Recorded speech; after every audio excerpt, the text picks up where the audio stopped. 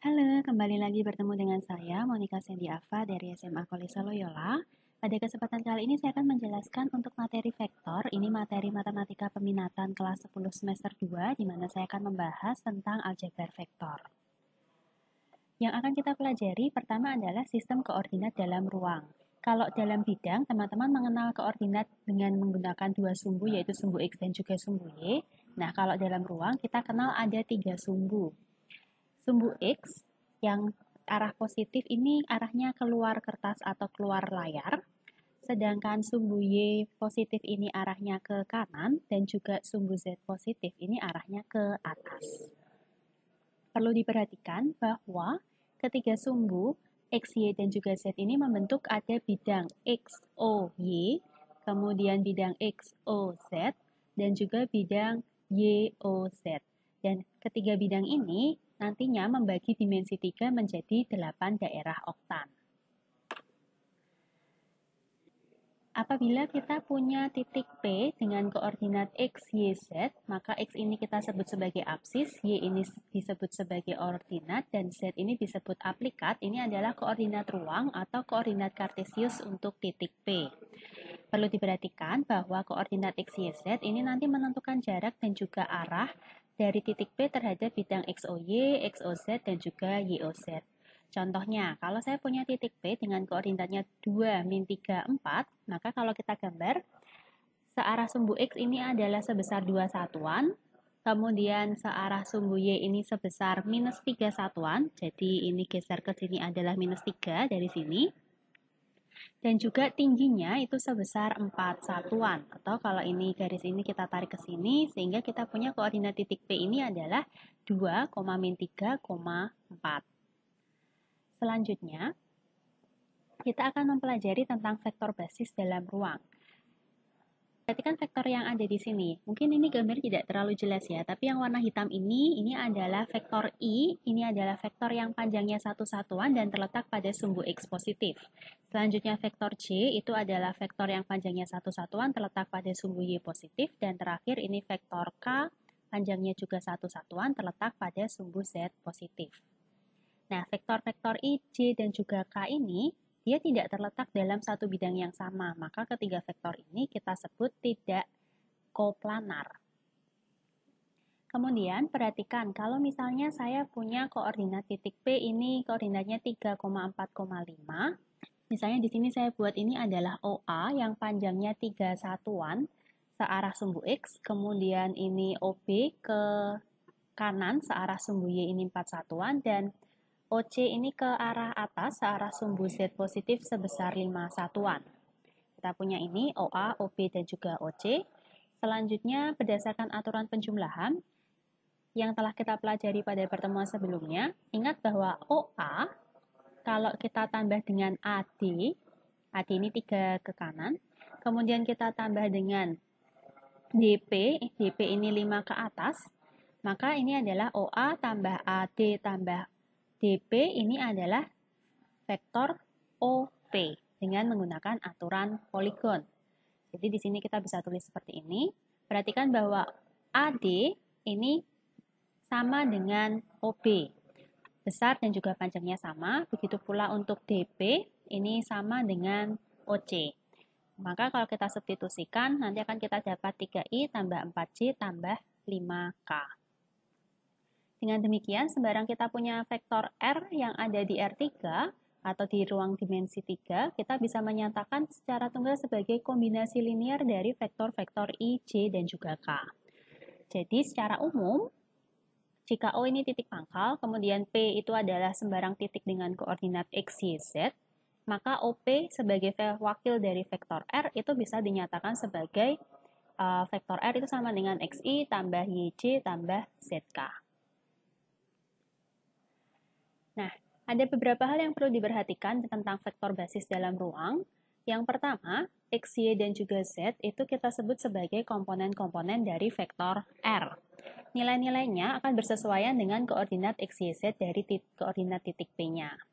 Kemudian, vektor-vektor I, J, dan juga K ini kita sebut sebagai vektor basis di R3 pada arah sumbu X positif, itu untuk I, sumbu Y positif untuk J, dan sumbu Z positif untuk K. Karena panjangnya itu satu satuan, maka vektor IJK ini sering juga disebut sebagai vektor satuan. Yang ketiga, perhatikan bahwa vektor R yang tadi kita nyatakan XI tambah YJ tambah ZK itu bisa kita nyatakan dalam bentuk vektor baris. Kalau baris itu berarti ditulis dalam satu baris, kita notasikannya seperti ini, X, Y, Z. Atau bisa juga kita nyatakan sebagai vektor kolom, dinyatakan dalam satu kolom X, Y, Z seperti ini. Selanjutnya, misalkan saya punya dua buah titik A dan B dengan koordinat X1, Y1, Z1 dan X2, Y2, Z2, maka menurut aturan penjumlahan secara geometri, OA tambah AB, karena ini sudah sama-sama A di tengah, berarti ini hasilnya adalah OB. Maka ini bisa kita tulis bahwa AB itu sama dengan OB yang dikurangi OA. Jadi tinggal kita masukkan, akan kita dapatkan hasilnya seperti ini. Selanjutnya, kita masuk ke aljabar vektor di R3. Nah, untuk pendekatan aljabar, kita akan lebih sering menggunakan menuliskan vektor itu dalam bentuk vektor kolom. Misalkan saya punya vektor A dan juga vektor B seperti ini, dan M itu sembarang bilangan real, maka untuk kesamaan vektor, dua buah vektor A dan B ini dikatakan sama jika dan hanya jika komponen-komponen yang bersesuaian ini sama. Berarti X1 sama dengan X2, Y1 sama dengan Y2, Z1 sama dengan Z2. Untuk penjumlahan vektor, jika C itu adalah resultan dari vektor A dan vektor B, ya berarti C itu adalah tinggal kita menjumlahkan komponen-komponen yang bersesuaian. Perlu diperhatikan untuk penjumlahan vektor, di R3 kita punya unsur identitasnya vektor 0 itu berarti ya koordinatnya 0, 0, 0 seperti ini. Dan juga untuk invers sambah dari vektor A adalah min A, yang mana setiap komponennya ini diberi minus. Selanjutnya untuk pengurangan vektor, berarti kita dapatkan hasilnya seperti ini. Selanjutnya, untuk perkalian vektor dengan bilangan real, misalnya bilangan realnya M, C ini adalah hasil dari bilangan M dikalikan vektor A, maka M akan dikalikan ke setiap elemen dari vektor A. Jadi MX1, MY1, dan juga MZ1. Dan ada satu tambahan lagi, yaitu mengenai pengertian segaris atau kolinier. Dua buah vektor, U dan juga V itu dikatakan segaris atau kolinier. Definisinya, jika satu vektor bisa dinyatakan sebagai kombinasi linear dari vektor lain, atau di sini bisa saya tulis U sama dengan M kali V untuk suatu bilangan real M. Hal ini juga bisa diperluas untuk titik, jadi kalau kita punya tiga buah titik A, B, dan C, ini mau kita katakan segaris atau kolinier, ini definisinya apabila vektor AB itu bisa dinyatakan sebagai M kalinya vektor AC untuk suatu bilangan real M. Baik, kita coba masuk ke contoh yang pertama, yaitu di sini kita punya vektor A, vektor B, dan juga vektor C seperti ini. Lalu kita diminta untuk menentukan penjumlahan vektor dari A plus B yang kemudian ditambah C. Dan juga resultan dari A yang ditambah jumlahan dari B plus C. Oke, kita tulis dulu ini vektor A, B, dan juga C-nya. Maka untuk A plus B plus C, A plus B-nya kita hitung terlebih dahulu, itu hasilnya adalah 5, min 1, dan juga 3, lalu kita tambah vektor C, sehingga hasil akhirnya adalah 4, 1, 6. Dengan cara yang sama, kalau A ditambah B plus C, berarti yang kita hitung itu adalah B plus C terlebih dahulu, itu hasilnya 1, kemudian min 1, 7, lalu kita tambahkan dengan vektor A, maka akan kita peroleh hasilnya yaitu 4, 1, dan 6. Hasilnya sama, sehingga hal ini bisa menunjukkan bahwa operasi penjumlahan vektor itu berlaku sifat asosiatif di ruang dimensi 3. Berikutnya, contoh apabila diketahui 3 buah titik, kita punya 3 koordinat titik, lalu kita diminta menunjukkan bahwa ketiga titik itu segaris atau kolinier. Sesuai dengan definisinya tadi ya, berarti kita akan mencari AB dan juga AC, kita akan coba apakah AB itu dinyatakan sebagai berapa kalinya AC. Jadi kita menghitung dulu untuk vektor AB. Vektor AB itu berarti dari B dikurangi A. Berarti 4, 5, 1 kita kurangi dengan 3, 3, 2. Hasilnya adalah 1, 2, min 1. Sedangkan AC itu adalah yaitu 7, 11, min 2. Kita kurangi dengan A, 3, 3, 2. Maka akan kita peroleh 4, 8, min 4. Perhatikan bahwa 4, 8, min 4 ini kan sama saja dengan 4 kalinya 1, 2, min 1. Jadi karena AC ini bisa kita nyatakan sebagai 4 kalinya AB, maka titik A, B, dan C ini segaris atau kolinier. Baik, materi berikutnya yaitu tentang panjang vektor dalam ruang. Kalau saya punya titik R yang koordinatnya X, Y, Z dan OR itu adalah wakil vektor R, maka vektor R ini bisa kita nyatakan dalam bentuk vektor kolom seperti ini.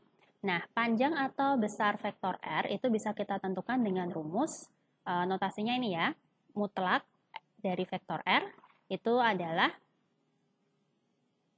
akar dari X kuadrat ditambah Y kuadrat ditambah Z kuadrat. Contohnya, jika diketahui vektor-vektornya A, B, dan C sebagai berikut, kita diminta menentukan panjang vektor A, panjang vektor B, panjang vektor C, dan juga panjang vektor dari A plus B plus C. Maka kita akan cari terlebih dahulu untuk panjang vektor A, kita tinggal masuk rumus saja. Karena A itu 1, 2, min 2, berarti 1 kuadrat tambah 2 kuadrat tambah min 2 kuadrat, kemudian di akar. Nanti akan kita hitung, hasilnya adalah 3 satuan panjang. Selanjutnya untuk vektor B, berarti tinggal kita masukkan akar dari 3 kuadrat, tambah min 2 dikuadratkan, tambah 1 kuadrat. Maka kalau kita hitung, nanti hasilnya adalah akar 14 satuan panjang. Dengan cara yang sama, untuk vektor C, panjangnya berarti akar dari 2 kuadrat, tambah 5 kuadrat, tambah 4 kuadrat, nanti hasilnya akar 45, atau bisa kita sederhanakan jadi 3 akar 5. Nah, untuk yang D, karena kita diminta mencari panjang dari A plus B plus C, maka kita harus mencari terlebih dahulu penjumlahan dari A plus B plus C. Berarti 3 buah vektor ini kita jumlahkan dulu, hasilnya 6, 5, 3, baru kemudian kita hitung panjangnya, berarti akar dari 6 kuadrat, tambah 5 kuadrat, tambah 3 kuadrat, sehingga kalau dihitung hasilnya adalah akar 70 satuan panjang. Baik, ini materi terakhir untuk pertemuan kali ini, yaitu tentang rumus jarak di R3. Kalau kita punya 2 buah titik P dan Q dengan koordinat seperti ini, maka jarak antara P dan Q itu bisa kita tentukan dengan koordinatnya yang Q, kita kurangi yang P. Berarti X2 dikurangi X1, kemudian dikuadratkan, ditambah Y2 dikurangi Y1 dikuadratkan, dan ditambah Z2 dikurangi Z1 yang dikuadratkan. Ini adalah rumus jarak di R3. Contohnya, kalau saya punya titiknya 1, 1, 2, dan 3, 0, min 1, maka tentukan panjang AB ya tinggal kita akar dari 3 kurangi 1 dikuadratkan, 0 kurangi 1 dikuadratkan, ditambah min 1 dikurangi 2 dikuadratkan. Sehingga kalau dihitung, nanti hasil akhirnya adalah akar 14 satuan panjang. Baik, terima kasih teman-teman sudah menyaksikan video pembelajaran ini. Semoga bisa berguna untuk membantu teman-teman belajar. Sampai ketemu di video-video berikutnya.